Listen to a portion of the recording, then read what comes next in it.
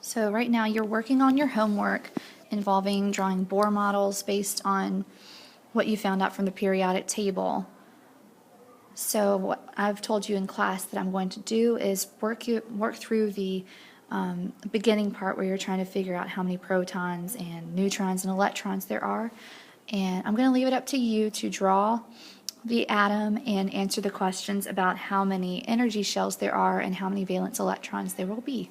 So be sure you are ready to show those 4 problems in class tomorrow. So this first one we have is lithium. Its atomic number is 3. Its atomic mass is 6 and 941 thousandths. So we're going to round that number up to 7.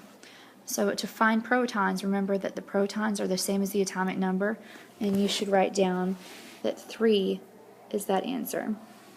Okay, now we said that atomic mass is equal to the protons and the neutrons added up together. So if my atomic mass is 7 and my protons are 3, then my neutrons have to be 4. Again, I'm sorry for how sloppy this is. The stylus is really lame.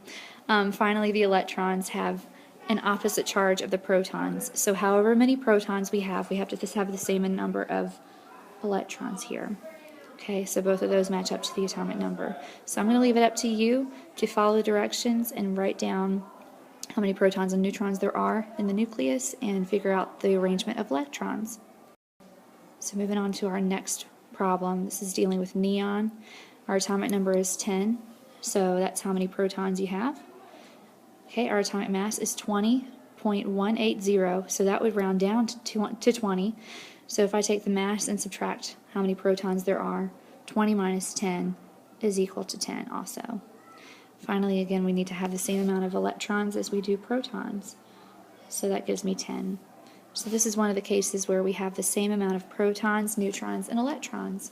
Again, it's up to you to figure out how to draw this and how many energy shells there will be in addition to how many valence electrons there are. Next one is phosphorus. Atomic number is 15, so that's how many protons we have. The atomic mass is 30.974, so this can be rounded up to 31. So to do some math, I have an atomic mass of 31 minus the protons, which is 15. 31 minus 15 is 16. And then electrons, again, are supposed to match how many protons we have so that those charges cancel out. So we know that we have 15 electrons. Again, work on your own to draw out the atom and figure out how many energy shells and valence electrons there are. And our last one for tonight is sodium. Sodium's atomic number is 11, so there are 11 protons. And sodium's atomic mass is 22 and 99 hundredths. So this can obviously be rounded up because this is really, really close to 23. So when I take 23 and subtract 11, I end up with 12. Then again, electrons are the same as the atomic number in protons, so that means we have 11 of them.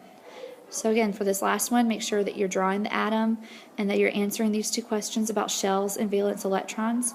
And at the beginning of class tomorrow, I want to see all 4 of these at least attempted. If you still don't quite get it, at least try them and show me that you've tried.